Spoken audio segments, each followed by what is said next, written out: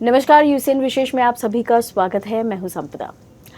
बात अगर हम समस्याओं की करें तो दिन ब दिन हर किसी के जीवन में कुछ ना कुछ समस्याएं जो है वो बढ़ती ही जा रही है।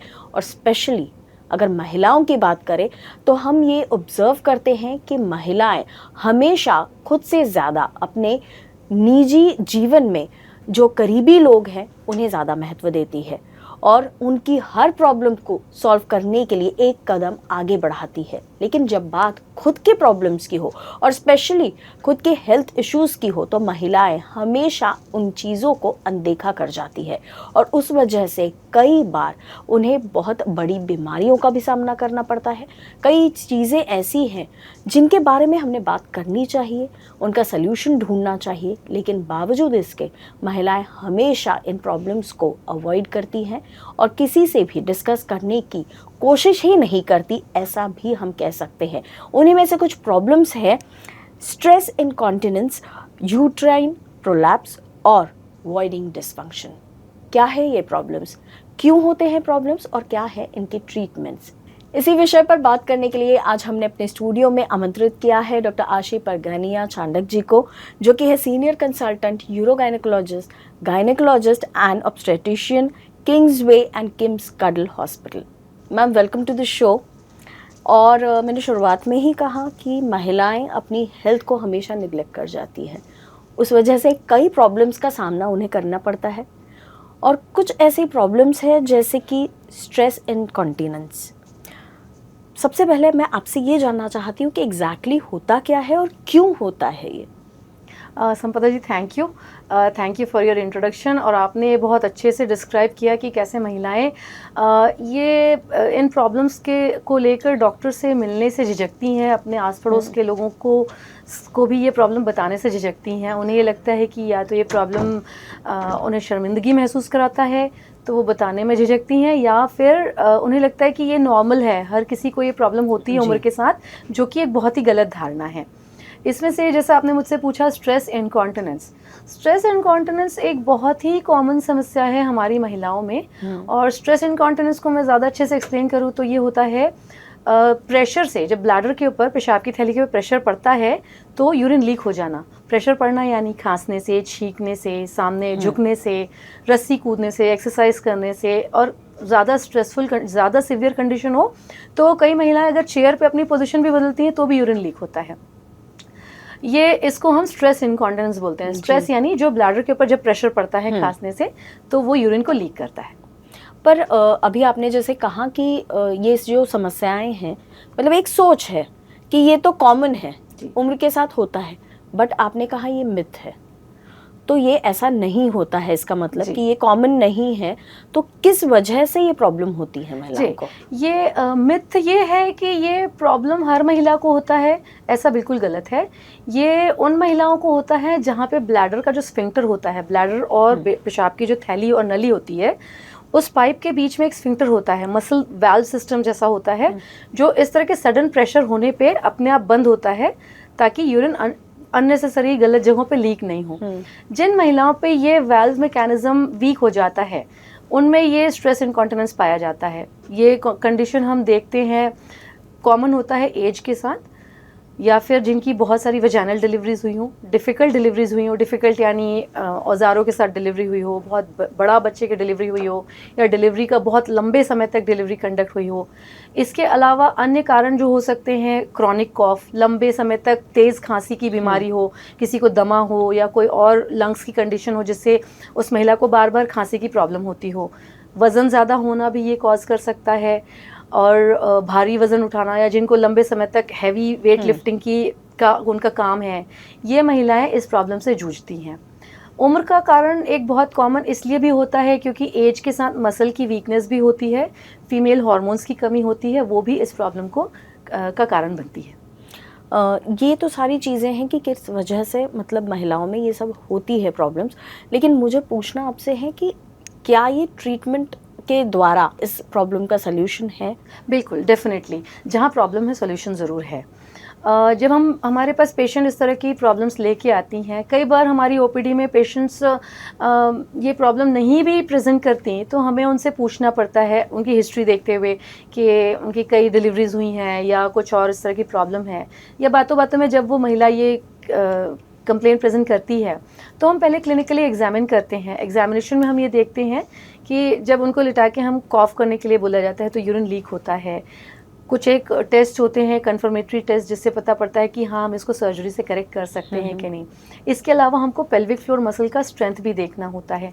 एज के हिसाब से भी हम पेशेंट को ट्रीटमेंट एडवाइस करते हैं। मुझे एक और चीज़ आपसे पूछनी कि ये मतलब जैसे कॉमनली अगर बहुत ज़्यादा हमें खांसी है और काफ़ी देर तक हम अपने यूरिन कंट्रोल करते हैं तो कभी कभार लीक हो सकता है या खांसने की वजह से या ऐसे, बट ये कैसे समझें कि ये जो हमारे साथ हो रहा है ये एक्चुअल प्रॉब्लम है या सिचुएशनल है? सिचुएशनल, अगर किसी महिला का ब्लैडर बहुत ज़्यादा फुल है और कभी कभार ये होता है कि तेज़ खांसी से 1-2 ड्रॉप लीक हो रहा है, that is okay, that is acceptable. लेकिन अगर उसको जब भी खांसी हो, कोई भी खांसी का एपिसोड हो तो यूरिन लीक होना है, अगर वो बेंड कर रही है और यूरिन लीक हो रहा है तो she should go to a urogynecologist and get evaluated. And जैसा कि आपने मुझसे पूछा कि ये ट्रीटमेंट इनका पॉसिबल है, तो डेफिनेटली ट्रीटमेंट बिल्कुल पॉसिबल है। सबसे पहले हम महिलाओं का पेल्विक फ्लोर मसल का स्ट्रेंथ देखते हुए हम उन्हें कीगल्स एक्सरसाइज का एडवाइस करते हैं।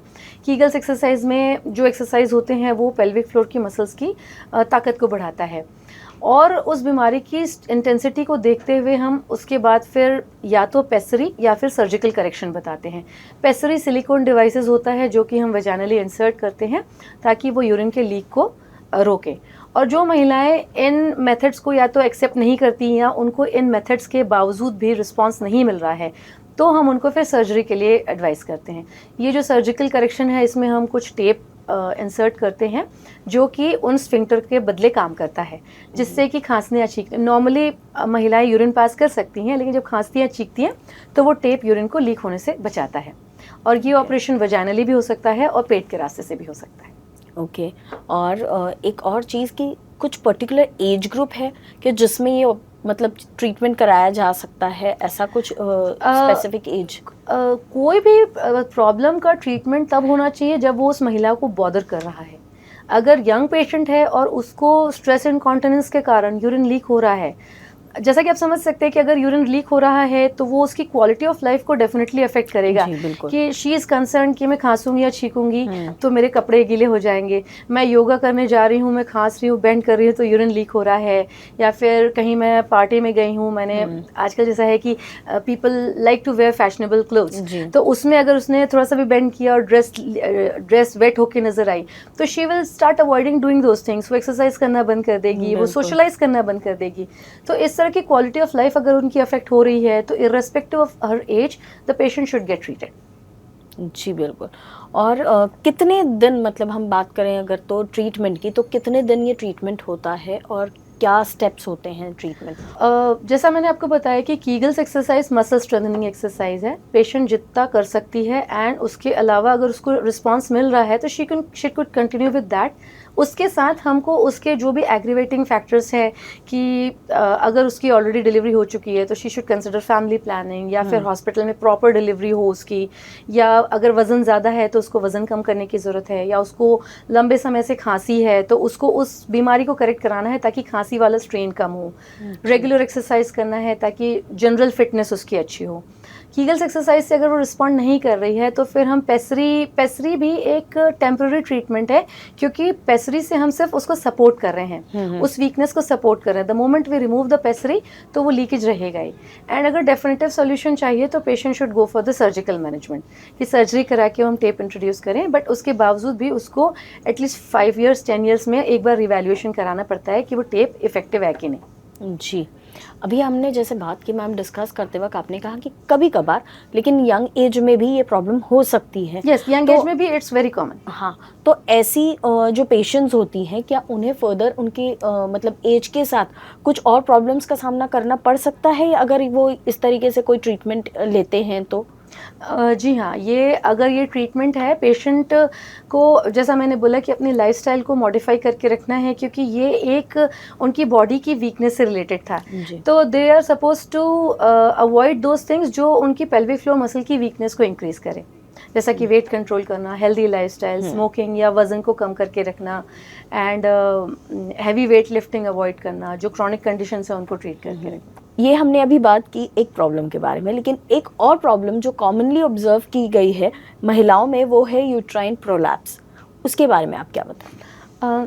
यूट्राइन प्रोलैप्स यानी कि बच्चेदानी का सरक के बाहर आना, ये एक बहुत कॉमन समस्या है। और जैसा कि हमने पिछले क्वेश्चंस में भी किया बात, ये भी इसके ऑलमोस्ट सिमिलर ही कारण होते हैं, एज से रिलेटेड, या फिर कई बार बहुत सारी वजाइनल डिलीवरीज हों, या भारी वज़न उठाने की टेंडेंसी हो, खांसी हो, डायबिटीज़ हो, या नीचे पेल्विक कोई मास हो जो कि यूट्रस के ऊपर प्रेशर लगा रहा हो। इसमें ये होता है कि यूट्रस की जो सपोर्टिंग मसल्स होती हैं वो वीक होती हैं। जब वो मसल्स वीक होती हैं तो यूट्रस जो सरक कर वजाइना में और वजाइना के बाद नीचे सरक के बाहर आने लगता है।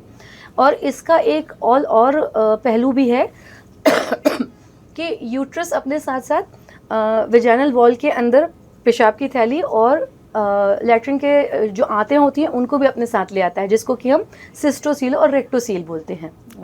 और जैसा कि आपने यूट्राइन प्रोलैप्स का जिक्र किया, तो प्रोलैप्स का एक पार्ट और होता है कि कई महिलाओं की हिस्टेरेक्टमी हो चुकी होती है, यूट्रस निकल चुका होता है, उसके बावजूद भी उन्हें शरीर बाहर आने की समस्या होती है। इसमें जो उनकी जो वजाइना है, जो वजाइनल वॉल है, वो ही सरक के आती है अगर यूट्रस के ऑपरेशन के दौरान वजाइना के टॉप पोर्शन को, जिसको हम वॉल्ट बोलते हैं, उसका प्रॉपर सस्पेंशन न किया गया हो। अगर पुअर सस्पेंशन होता है तो यूट्रस हटने के बावजूद भी जो बच्चेदानी, जो योनि द्वार है, वो नीचे सरक के आती है। इसे हम वॉल्ट प्रोलैप्स बोलते हैं, पोस्ट हिस्टेरेक्टमी वॉल्ट प्रोलैप्स। इसके कोई सिम्टम्स होते हैं कि महिलाएं कैसे समझ पाए कि वो किस प्रॉब्लम से जूझ रही है?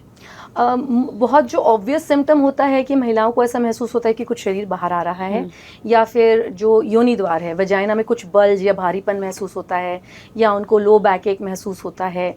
और अगर प्रोलैप्स काफ़ी एडवांस्ड है, जिसमें जैसे कि मैंने कहा कि सिस्टोसील और रेक्टोसील है, उसमें वो अपना ब्लैडर और रेक्टम यानी कि यूरिन पास करने में उन्हें प्रॉब्लम होती है, लैट्रिन कम्प्लीटली एम्प्टी करने में प्रॉब्लम होती है, उनको उस मास को अंदर पुश करना पड़ता है ताकि वो यूरिन या मोशन कम्प्लीटली एम्प्टी कर सकें।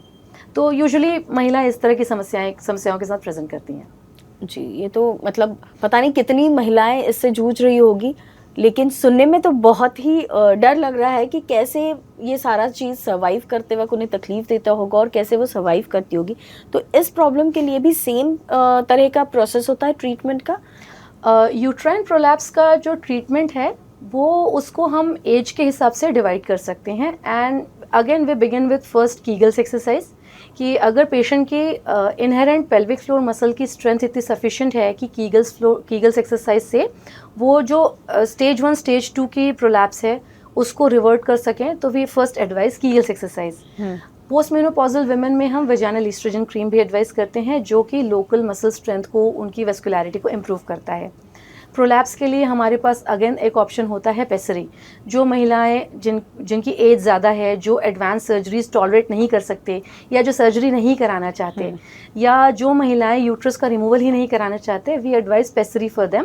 पेसरी से यूट्रस को अपनी जगह पे रिपोजिट कर दिया जाता है। लेकिन जैसा मैंने पिछले क्वेश्चन में बताया कि pessary is also a temporary solution, क्योंकि वो जैसा ही हम पेसरी को हटाते हैं तो प्रोलैप्स वापस आ जाता है।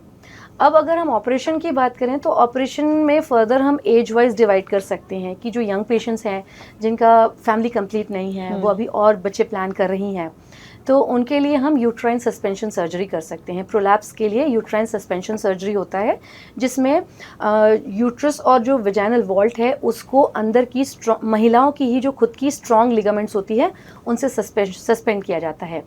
इसको हम हिस्ट्रोपेक्सी बोलते हैं। हिस्ट्रोपेक्सी यानी यूट्रस को अपनी जगह पे रीपोजिशन करना। ये सर्जरी हम वजाइनली भी कर सकते हैं, जिसको हम सैक्रोस्पाइनस हिस्ट्रोपेक्सी बोलते हैं, या फिर हम पेट के द्वारा लैप्रोस्कोपिकली या रोबोटिकली कर सकते हैं, जिसको हम सैक्रोकोल्पोपेक्सी कहते हैं। इस कंडीशन में हम यूट्रस को वापस पोजिशन करते हैं, जिसके कारण महिलाएं अगर आगे प्रेगनेंसी प्लान करें तो so that she can conceive. और अगर ओल्डर वुमेन हैं जो यूट्रस रिमूव करने में इंटरेस्टेड हैं तो पहला ऑप्शन है वेजाइनल हिस्टेरेक्टमी। उस हिस्टेरेक्टमी का भी इम्पॉर्टेंट पार्ट है कि वॉल्ट को ऊपर प्रॉपरली सस्पेंड किया जाए ताकि जैसा मैंने कहा कि वॉल्ट प्रोलैप्स ना हो।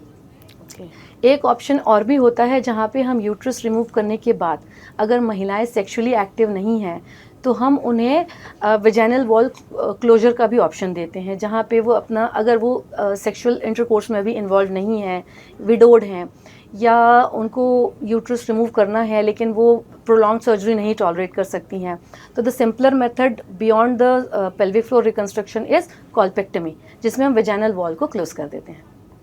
ओके मैम, आपसे बात करके एक चीज़ ध्यान में आ रही है कि अभी तक हम ऐसा सोचते थे कि ये सारी जो प्रॉब्लम्स हैं ये विद एज होती है और जनरली एक सीनियर एज ग्रुप में ही पाई जाती है, लेकिन अभी जैसे आपने बताया कि यंग एज में भी ये प्रॉब्लम्स आजकल हो रही है।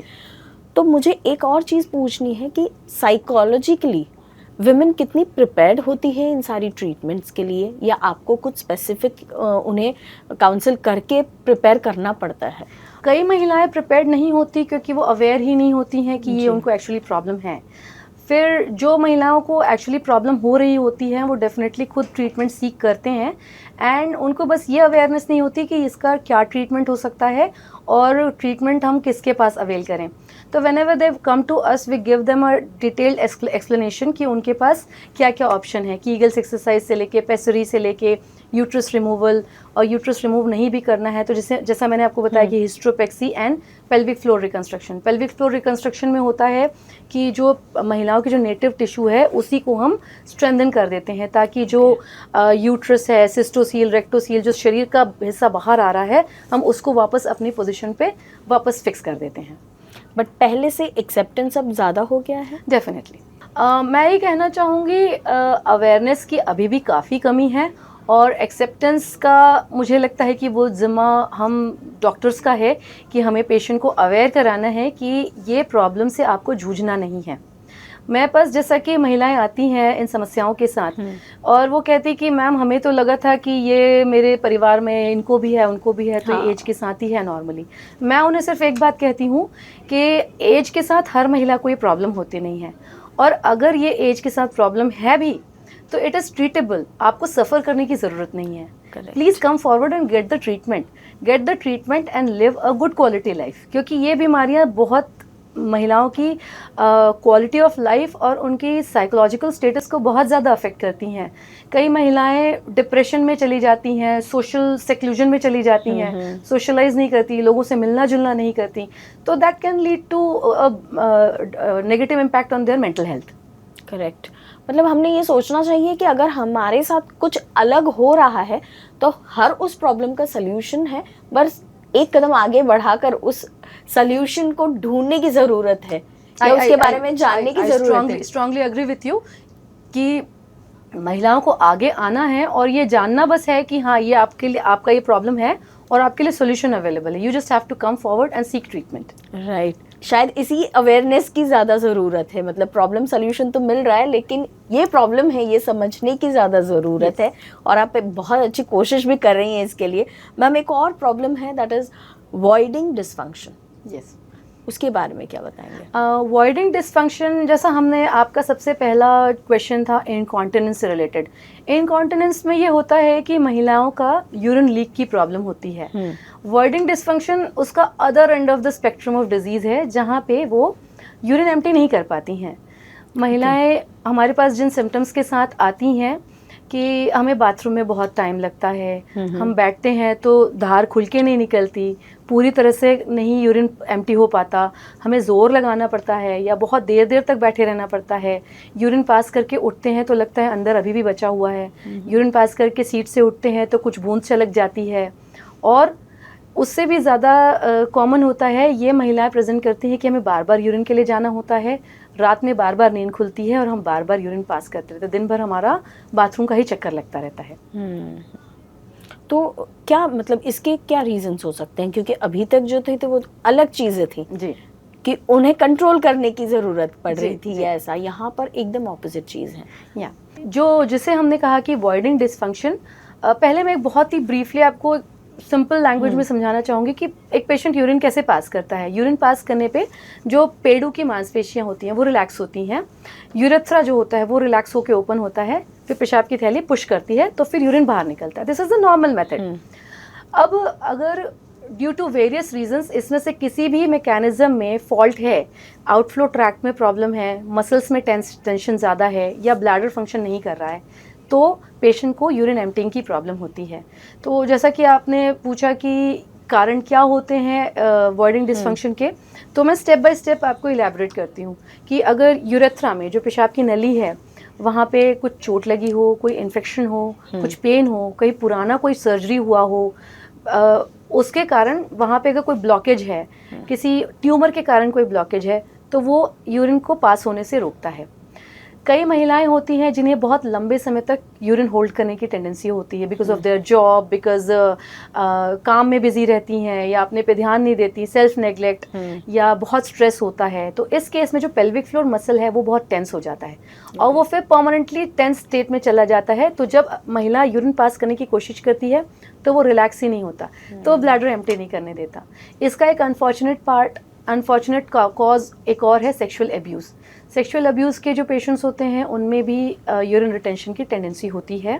Then the next cause comes about the bladder, कि ब्लैडर की दीवार ढंग से कॉन्ट्रैक्ट कर रही है कि नहीं।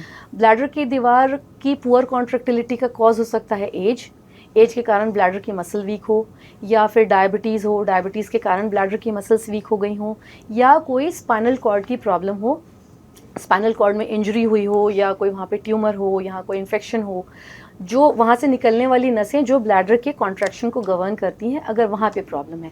तो इन 3 लेवल्स पे वी नीड टू इवैल्यूएट कि पेशेंट को किस लेवल पे प्रॉब्लम है जिसकी वजह से वो ब्लैडर एम्प्टी नहीं कर पा रही है। ओके, और इनका फिर ट्रीटमेंट क्या होता है? जैसा मैंने कहा कि before I begin the treatment मुझे सबसे पहले देखना होगा कि किस लेवल पे उसको प्रॉब्लम है। सो हम सबसे पहले पेशेंट को एक तो ब्लैडर डायरी देते हैं कि जो सिम्टम बता रही है उसका इनटेक आउटपुट कैसा है, फ्रीक्वेंसी कैसा है, कितनी बार वो यूरिन पास कर रही हैं, कितना इनटेक ले रही हैं, कि कहीं ऐसा नहीं कि उनका वाटर इनटेक ही इतना पुअर है कि वो एम्प्टी नहीं कर रही हैं। दिन भर में फ्रीक्वेंसी कैसी है, जिससे हमें एक आइडिया होता है कि पेशेंट एक्चुअली कितना वॉल्यूम भी एम्प्टी कर रहा है।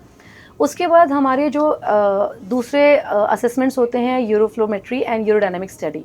इस स्टडीज़ के बेसिस पे हम ये देखते हैं कि ब्लैडर के किस लेवल पे प्रॉब्लम है एंड उसके बेसिस पे ट्रीटमेंट दिया जाता है कि हमें ब्लैडर के वॉल को करेक्ट करना है, कि ऑब्स्ट्रक्शन को करेक्ट करना है, कि पेल्विक फ्लोर के मसल को रिलैक्स करना है।